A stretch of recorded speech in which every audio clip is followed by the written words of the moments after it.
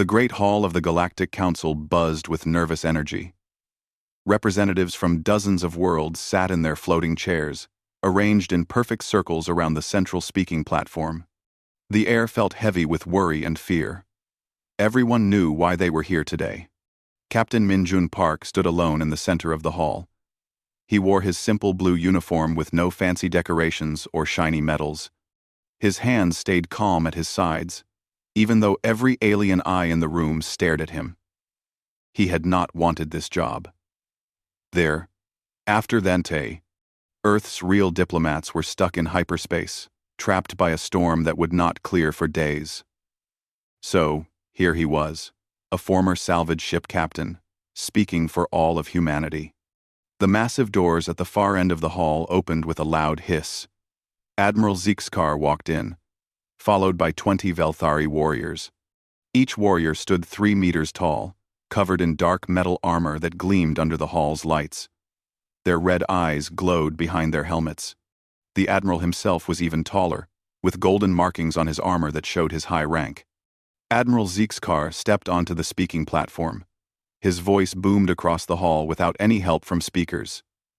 Honored council members, I bring you the final word of the Velthari Empire. The species called humanity must surrender within 72 hours. They will join our empire peacefully, or they will be destroyed completely. Murmurs filled the hall. Captain Park noticed how many representatives looked away from him. They felt sorry for humanity, but no one would risk fighting the empire. Councillor Thresh, the meeting's leader, spoke in his calm voice. The old Keth's forearms moved slowly as he gestured. Admiral, the council has reviewed your request. However, we must ask if there is any room for negotiation. Humanity is still new to galactic society. Perhaps they deserve more time to consider. The admiral laughed. The sound was harsh and cold. Negotiation? Look at this human. He pointed at Captain Park. They sent a salvage worker to represent their entire species. They have no real diplomats, no proper military, no advanced technology. They are barely more than animals, playing with stolen ships. Captain Park felt his jaw tighten, but he kept his face calm. He had learned patience during long months in deep space, searching through the wreckage of dead ships and broken stations. We have seen their pathetic attempts at warfare, the admiral continued. Their largest ship could fit inside our smallest transport vessel. Their weapons are centuries behind ours. They mine asteroids with tools we used as toys 1,000 years ago. The admiral activated a holographic display. Images filled the air above the platform. Massive Velthari warships, arranged in perfect formations. The ships were beautiful and terrible, each one the size of a small city. Their hulls were smooth black metal, covered with weapon ports and shield generators. 3,000 vessels, Admiral Zixkar announced. Each one carries enough firepower to crack a planet's crust. Together, they form the largest battle fleet ever assembled in this galaxy. We have given humanity the gift of seeing their fate before it arrives. Captain Park watched the display carefully. He counted ship types, noted weapon placements, and studied their formation patterns.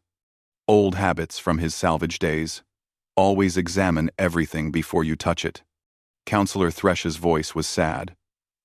Captain Park, does humanity have any response to this presentation? Minephone. Captain Park stepped forward.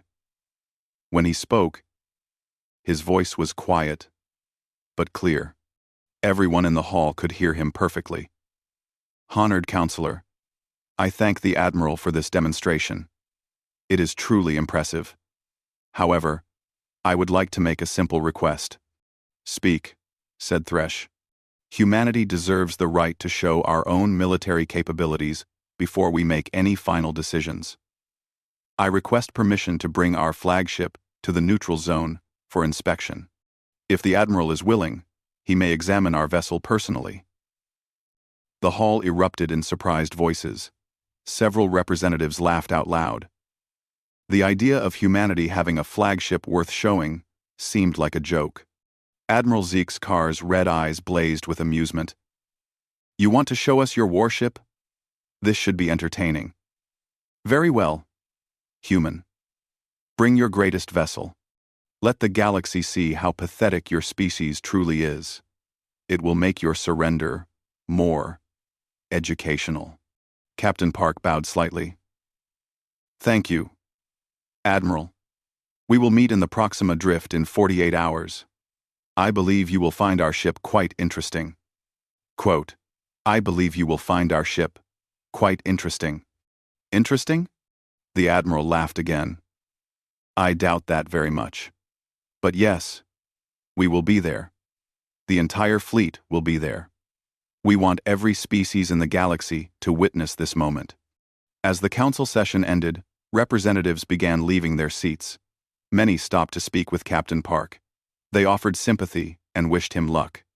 Some even suggested that humanity should just surrender quietly to avoid unnecessary suffering. Captain Park thanked them all politely.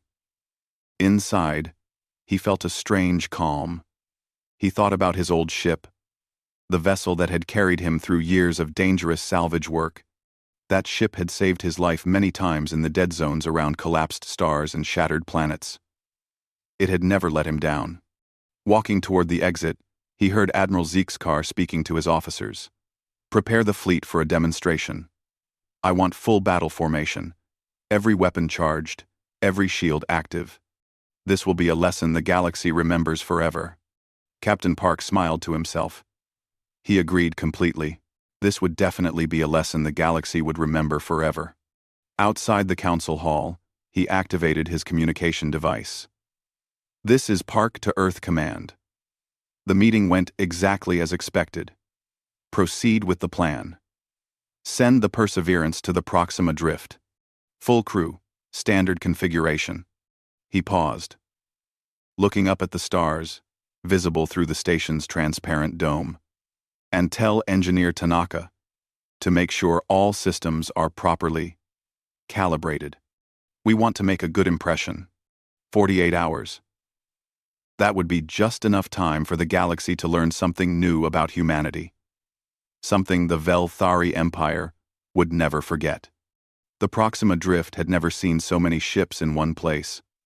3,000 Velthari vessels hung in perfect formation against the backdrop of distant stars. Each ship gleamed with polished metal and pulsing lights. The smallest destroyer was larger than most space stations. The massive dreadnoughts looked like floating cities, bristling with weapon arrays and shield generators. News ships from every major galactic network had gathered at a safe distance. Reporters spoke in hushed, excited voices as they broadcast to billions of viewers across the galaxy. This was supposed to be history in the making. The moment when the mighty Velthari Empire crushed humanity's last desperate gesture of defiance. Admiral Zeke's car stood on the bridge of his flagship, the Times Eternal Conquest *. His red eyes studied the tactical displays with satisfaction. Every weapon in the fleet was charged and ready. Every shield was active. His officers moved with quiet efficiency, preparing for what they assumed would be a very short demonstration. "Admiral," his communications officer reported, "we are receiving a hyperspace signature. The human vessel is approaching. Put it on the main display," Zeke's car ordered.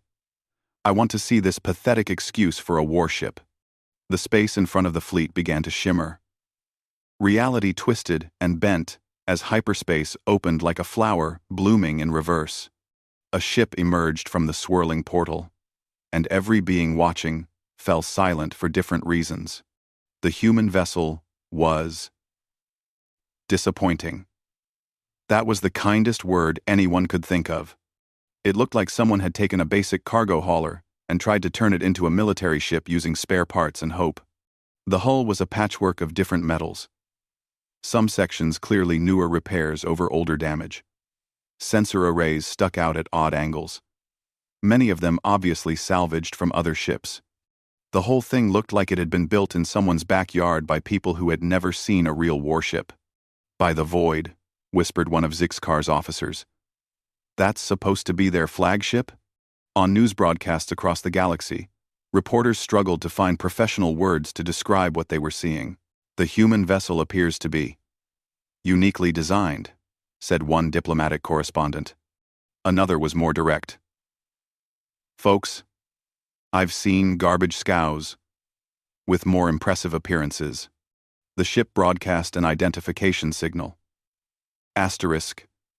UHSS. Perseverance asterisk. It requested permission to approach for official military inspection. Even its communication system sounded old and weak.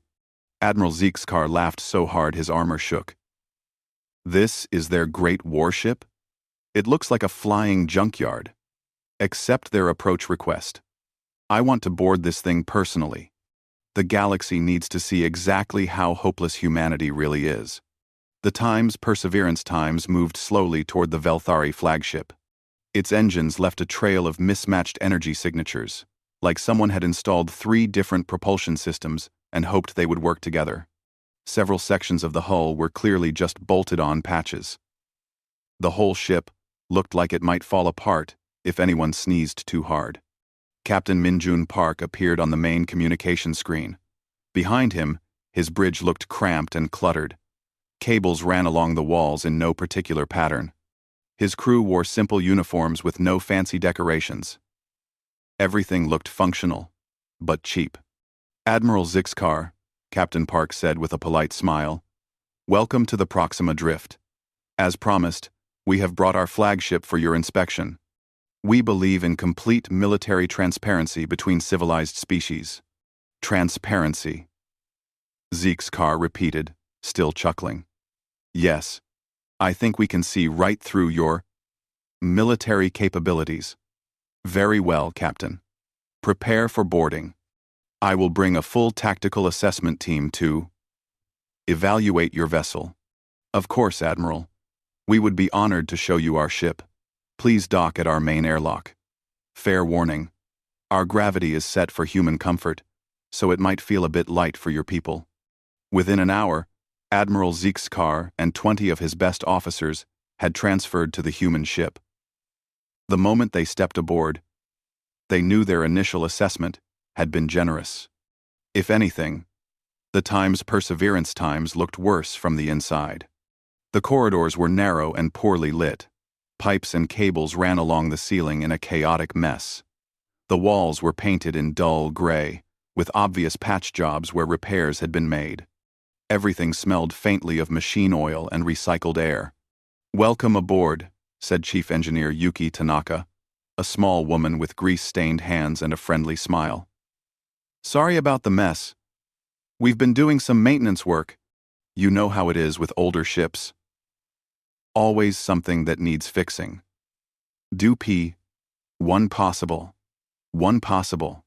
She led them through a tour that confirmed every stereotype about human technology. The engine room was a maze of mismatched components, jury-rigged connections, and equipment that looked like it had been salvaged from 12 different vessels. Engineer Tanaka cheerfully explained each system as if she was proud of the chaotic arrangement. This is our main power distribution center, she said, pointing to a panel covered with blinking lights and handwritten labels. We had to rebuild it 3 times, but it works great now. Well, mostly great. Sometimes we get power fluctuations, but we just reroute through the backup systems. Dr. Elena Vasquez joined the tour in the medical bay. She was a cheerful woman who seemed genuinely excited to meet aliens. Oh, you must be the Velthari delegation. How wonderful. I've always wanted to study your physiology. Your bone density must be incredible to support that armor weight. The medical bay looked like it doubled as a research lab, storage room, and possibly living quarters. Equipment was crammed into every available space. Half of it appeared to be repurposed mining gear. This is our main recycling center, Dr. Vasquez explained, showing them a room full of humming machines. We have to be very efficient with resources on long missions. These systems can break down almost anything and reconstitute it into whatever we need. Very handy for extended deep space operations. The Velthari officers took detailed scans of everything they saw. The readings were confusing. Power signatures didn't match the visible equipment. Structural scans showed internal spaces that didn't make sense according to the ship's external dimensions. When they asked about these inconsistencies, the humans just shrugged. Human engineering, Engineer Tanaka explained with a laugh. We like to improvise. Sometimes the best solution is the one that shouldn't work, but does anyway. Admiral Zixkar was growing bored. This ship was exactly what he had expected. A pathetic collection of outdated technology held together by desperation and stubbornness. The humans seemed nice enough, in a primitive sort of way, but they clearly had no idea what they were facing. Captain Park, he said finally. I have seen enough. Your vessel is exactly what I expected. Return to your bridge. We will conclude this inspection and proceed with the Empire's final ultimatum. Of course, Admiral, Captain Park replied calmly. Thank you for taking the time to visit. I hope you found it educational. As the Velthari delegation prepared to leave, Zixkar felt a moment of almost pity for these humans. They seemed so hopeful, so unaware of their doom.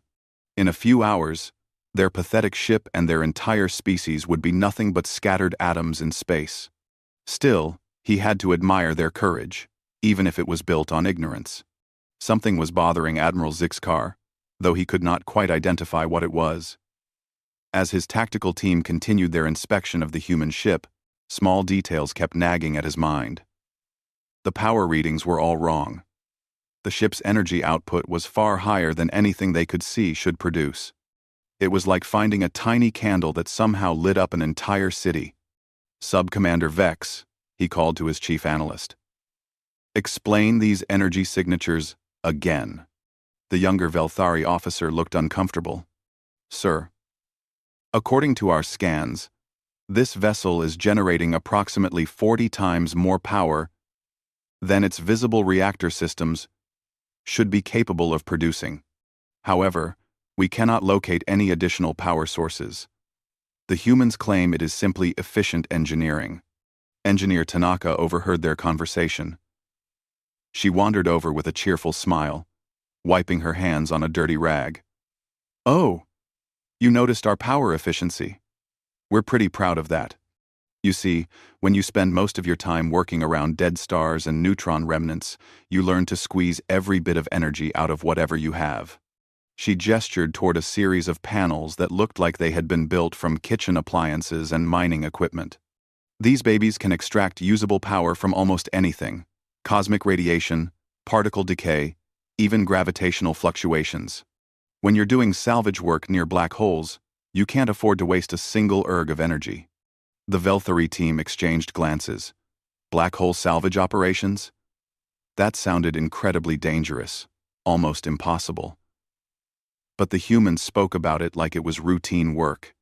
Dr. Vasquez joined their conversation, carrying a tablet covered with incomprehensible data streams. Oh, are you asking about the power systems? They're connected to our recycling networks. We've gotten very good at converting matter at the molecular level. When you're cleaning up after stellar collapses, you need to be able to process exotic materials safely. Stellar collapses? Sub-Commander Vex asked carefully. Oh yes, Dr. Vasquez said brightly. That's actually how humanity got started in deep space. Our home system had a neighbor star that went supernova about 50 years ago. The debris field was incredibly dangerous, but also incredibly valuable. We developed most of our current technology, trying to clean up the mess and extract useful materials. She showed them her tablet, pointing to readings that made no sense to the Velthari officers. See these molecular scanners? They can analyze and restructure matter down to the atomic level. Very useful for processing neutronium and other exotic materials. We can take something completely useless and reorganize it into whatever we need. Admiral Zixkar felt a strange chill run down his spine. Molecular restructuring technology was theoretical for most galactic civilizations. The energy requirements alone were supposed to be impossible for anything smaller than a planetary facility. You can restructure matter at the atomic level? He asked, slowly. Well, sure, Engineer Tanaka laughed. How else would you handle neutron star debris? That stuff will kill you, just by existing near it. We have to break it down into component particles and rebuild it into safe materials. Otherwise, one speck of neutronium would sink right through your ship, and probably take half the planet with it.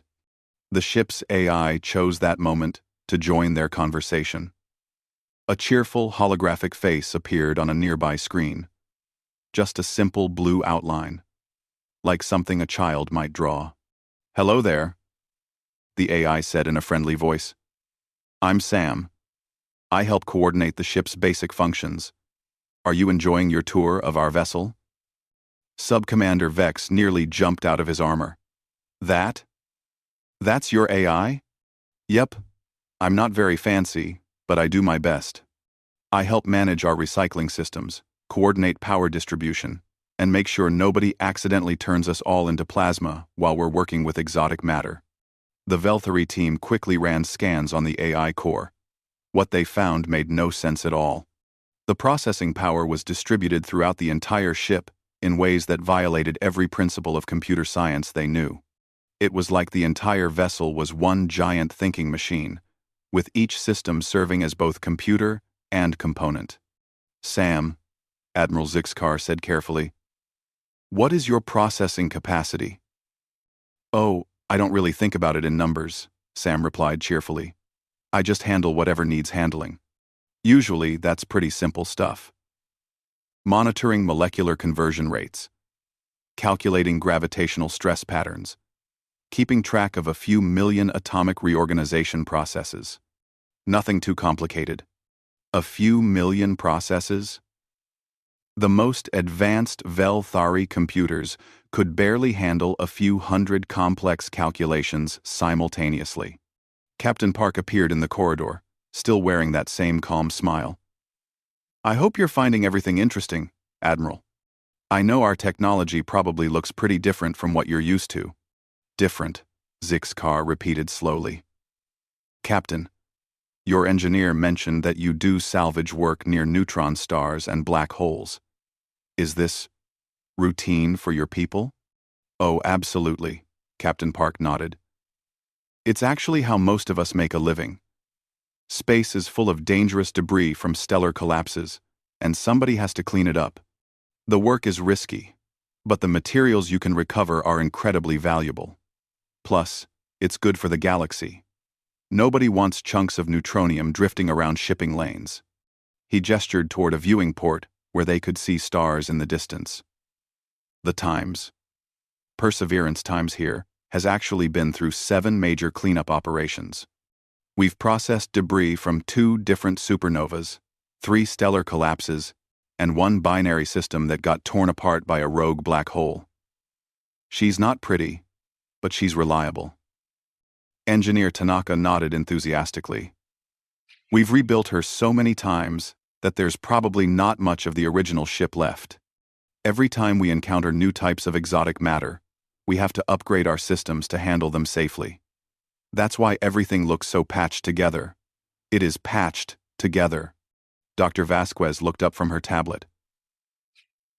The molecular scanners alone have been through 15 major revisions. Processing neutronium requires completely different approaches than handling dark matter residue or quantum foam particles. Each type of exotic material has its own unique properties and dangers. INSO, Cleaning 1. INSO. Admiral Zixkar was beginning to understand that humanity's primitive technology might not be primitive at all. These people had developed tools for working in the most dangerous environments in the galaxy. Environments where a single mistake would mean instant death for entire crews. Captain, he said slowly, when you process these exotic materials, what exactly do you do with them? Captain Park's smile never wavered. Well, mostly we convert them into safer forms and sell them to whoever needs specialized materials. Neutronium makes excellent reactor shielding once you've stabilized it properly. Dark matter residue can be processed into very efficient fuel. Quantum foam particles have all sorts of interesting applications in advanced manufacturing. And the conversion process? Oh, that's where our recycling systems really shine, Dr. Vasquez said proudly. We can take any form of matter or energy and reorganize it at the molecular level into whatever we need. It's all about understanding the fundamental forces that hold atoms together and learning how to encourage them to arrange themselves differently. Engineer Tanaka grinned. The best part is that the process is completely reversible. We can turn a chunk of neutronium into breathable air, then turn the air back into neutronium if we need to. Very handy for emergencies. Admiral Zixcar stared at the cheerful humans, slowly realizing that everything he had assumed about their technology was completely wrong. These people had not built a primitive warship. They had built a mobile stellar engineering platform capable of manipulating matter at the most fundamental level. And they talked about it like it was the most normal thing in the galaxy. Admiral Zixcar returned to his flagship with his mind spinning. His tactical team was confused and frustrated. Their scans had revealed technology that should not exist, power systems that defied known physics, and processing capabilities that exceeded anything in the Empire's databases.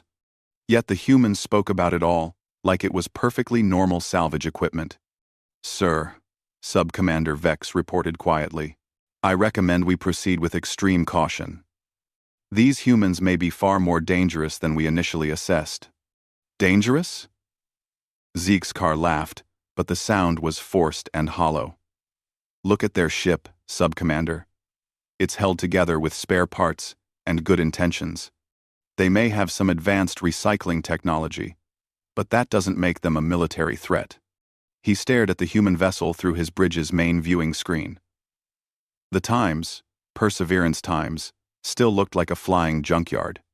Its patched hull and mismatched components gave no hint of the sophisticated systems supposedly hidden inside. They're salvage workers, he continued, trying to convince himself as much as his crew. They've developed some clever tools for cleaning up space debris. That doesn't mean they can fight a proper military force. But doubt gnawed at his mind. The humans had seemed so calm, so confident. Captain Park had never shown even a hint of fear when faced with the Empire's massive fleet. Either the man was incredibly brave, or he knew something that Zixcar did not. The Admiral activated his communication system. All fleet commanders, prepare for final ultimatum delivery. I want every ship in attack formation. Full weapon charge. Maximum shield power. We'll give these humans one last chance to surrender, then demonstrate what real military power looks like. Across the vast fleet, 3,000 warships moved into position. They formed a perfect sphere around the lone human vessel, with weapon ports aimed at the target from every possible angle. The sight was magnificent and terrifying. Enough firepower to destroy entire star systems, all focused on one small, pathetic-looking ship. On news broadcasts throughout the galaxy, reporters spoke in hushed tones. Military analysts explained how impossible it would be for any single vessel to survive such overwhelming force. Some commentators praised humanity's courage, while expressing sadness at their inevitable fate. Captain Park sat on the bridge of the Times Perseverance *, watching his tactical displays with the same calm expression he had worn throughout the crisis. Around him, his crew worked at their stations with quiet efficiency. No one seemed particularly worried about the massive fleet surrounding them. Captain, Engineer Tanaka called from her station. All systems are showing green across the board. Sam has finished his final calculations. And Dr. Vasquez reports that the recycling networks are optimally configured.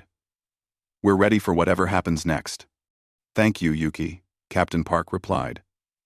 Open a channel to all galactic frequencies. It's time to address our audience. The communication system crackled to life. Captain Park's image appeared on screens throughout the galaxy, from the council chambers on Nexus Prime to family homes on thousands of distant worlds. His voice was calm and steady. carrying easily across the vast distances of space. "Citizens of the galaxy," he began. "My name is Captain Min-Jun Park of the United Human Space Service. I want to thank everyone who has been watching these events unfold. I know that many of you have concerns about what happens next, and I believe you deserve to understand the situation clearly." He paused, looking directly into the camera with gentle eyes. "Humanity is indeed vastly outnumbered today. The Velthari Empire has assembled an impressive fleet, and their military technology is certainly advanced. Anyone looking at this situation might reasonably conclude that we are hopelessly outmatched." Admiral Zeekskar watched the broadcast with growing irritation. Is this human planning to surrender publicly, end this charade and accept defeat? Captain Park continued speaking. "However, during our brief time as members of galactic civilization, humanity has learned something important. We have discovered that true strength is not always what it appears to be. Sometimes the most powerful force in the galaxy is the one that nobody sees coming." His expression grew more serious. "The Velthari Empire believes that military might comes from large ships and powerful weapons. They measure strength by counting vessels and calculating firepower. This is a perfectly reasonable approach, and it has served them well for many years." On the bridge of his flagship, Admiral Zeekskar felt his patience running out. "Enough of this philosophy. Open a channel to the human ship. I want to deliver our final ultimatum directly." Captain Park's image was replaced by the Admiral's imposing figure. His red eyes blazed with authority as he spoke to the galaxy. "Citizens of all worlds, witness the final moment of human defiance. Captain Park, you have exactly 30 minutes to surrender unconditionally, or we will demonstrate why the Velthari Empire rules half this galaxy." The Admiral gestured toward his tactical displays, showing the overwhelming force surrounding the human ship. "Every weapon in the fleet is trained on your pathetic vessel. You cannot possibly survive what comes next." Captain Park reappeared on the communication channel.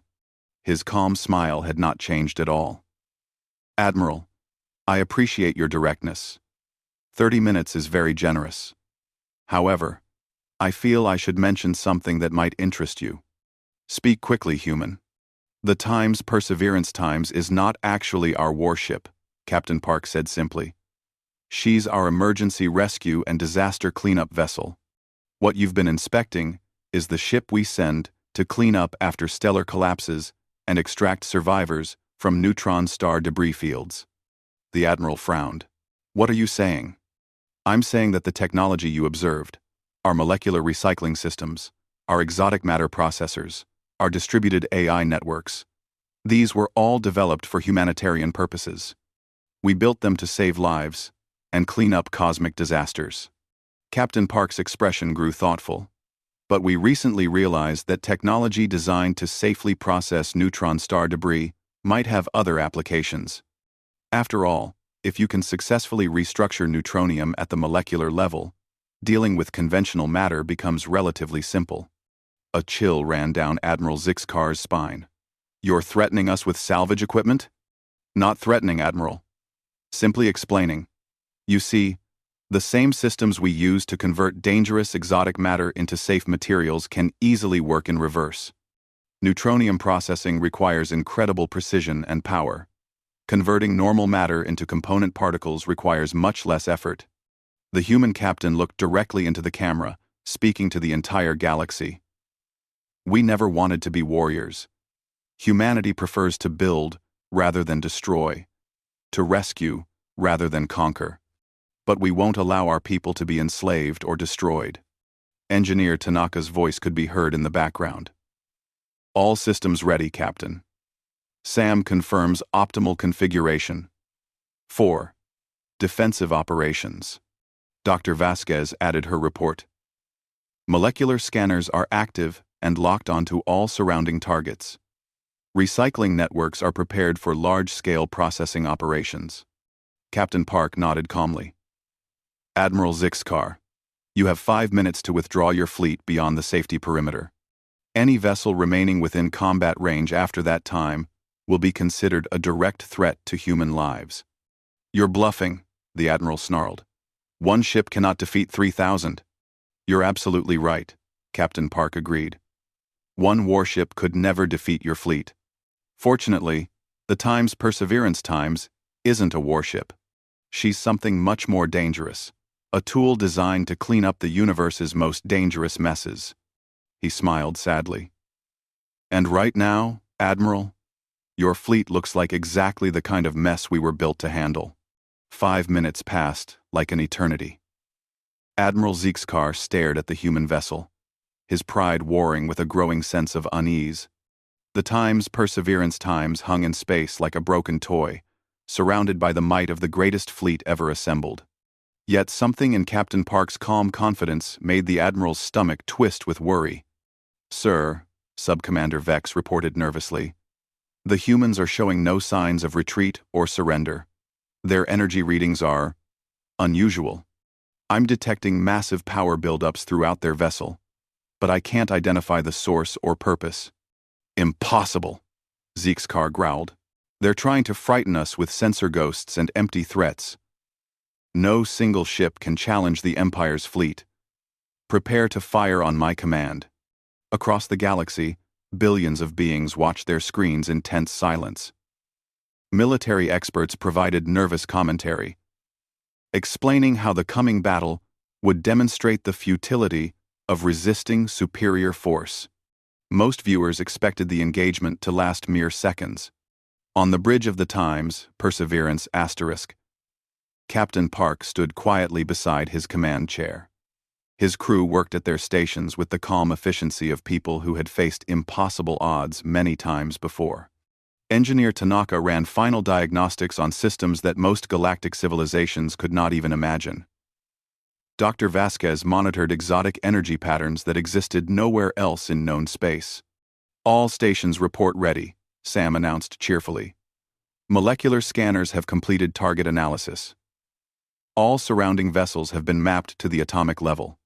Recycling systems are prepared for immediate, large-scale conversion operations. Captain Park nodded slowly. Thank you, Sam. Dr. Vasquez, please confirm that the conversion process will be as gentle as possible.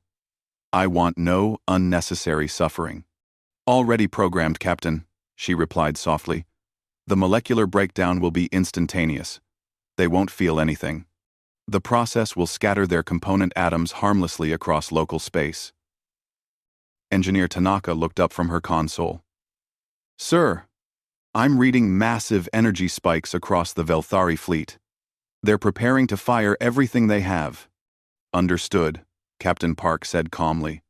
He opened a final communication channel to Admiral Zeekskar. Admiral, this is your last chance. Withdraw your fleet now, and no harm will come to your people. We have no desire for war. 4. Admiral Zeekskar's face appeared on the screen, twisted with rage and frustration. Enough games, human. You face the might of 3,000 warships. Surrender now, or be destroyed. Captain Park sighed sadly. I'm sorry you made this choice, Admiral. Please know that humanity will remember your people with respect. You fought bravely. Even if you fought foolishly. The Admiral's eyes blazed with fury. Fire! All ships. Fire everything! What happened next became known throughout galactic history as the 37-second war. Though the actual combat lasted only a fraction of that time. 3,000 Velthari warships opened fire simultaneously. The energy discharge was visible from neighboring star systems. Plasma beams, particle cannons, fusion missiles, and exotic energy weapons all converged on the lone human vessel. The combined firepower was enough to vaporize small moons, to crack planetary crusts, to turn entire space stations into glowing clouds of superheated gas. The light show was magnificent and terrible. News cameras captured the moment from every possible angle as the full might of the Empire's fleet concentrated on a single target. Military historians would later calculate that the energy release exceeded the total output of most stellar cores. And then, something impossible happened. The times, Perseverance times, absorbed it all. Every energy beam, every plasma bolt, every missile strike simply disappeared into the ship's hull without causing any visible damage. The vessel didn't even shake or shudder. It hung in space like a cosmic drain, swallowing the Empire's fury and converting it into usable ship power. Recycling systems functioning perfectly, Dr. Vasquez reported calmly. Incoming energy conversion at 100% efficiency. All exotic matter is being processed safely into standard ship fuel. Admiral Zeke's car stared at his screens in disbelief. But it was too late. The times, Perseverance times, had finished charging its primary systems. What happened next lasted exactly 0.7 seconds. The human vessel seemed to shift, though not in any way that normal eyes could perceive. Reality around the ship rippled like water disturbed by a falling stone. Space itself appeared to bend and flow in impossible directions. Engineer Tanaka spoke quietly into her console. Sam, initiate large-scale molecular conversion. Maximum efficiency, minimum disruption. Make it clean. Acknowledged, the AI replied cheerfully. Initiating conversion of all targeted materials, processing 3,000 vessels, and approximately 4 million tons of exotic matter. Estimated completion time, 0.7 seconds. The Velthari fleet simply ceased to exist. There were no explosions, no dramatic destruction, no screaming metal or blazing fires. The 3,000 warships that had dominated local space suddenly were not there anymore. In their place, gentle clouds of harmless particles drifted through the void, sparkling like cosmic dust in the light of distant stars. The molecular conversion had been so efficient, so perfectly controlled, that the dispersed atoms created beautiful aurora displays around nearby planets. Citizens of those worlds came out of their homes to watch cascades of colored light dance across their skies, never knowing they were seeing the peaceful transformation of the galaxy's most feared military force. Admiral Zeke's car found himself floating in an escape pod, somehow ejected from his flagship moments before the conversion began. He stared at the empty space where his fleet had been, his mind unable to process what he had witnessed. Captain Park's calm voice filled the communication channels. This is Captain Park to all galactic frequencies. The immediate threat to human space has been resolved. I want to assure everyone that no beings were harmed during this engagement.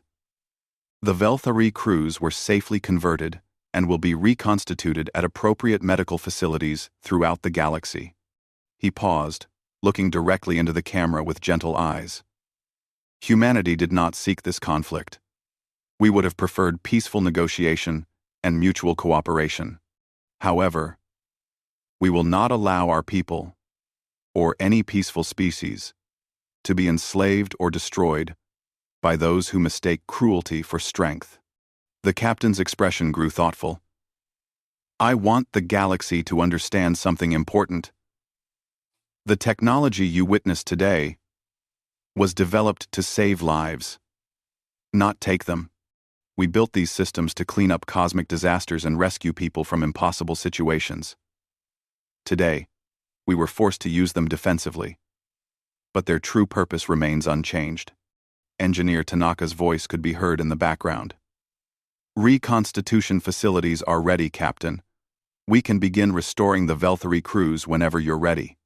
Dr. Vasquez added, all personnel patterns were preserved perfectly during conversion. No data loss, no cellular damage. They'll wake up in our medical bays, wondering what happened. Captain Park smiled for the first time since the crisis began.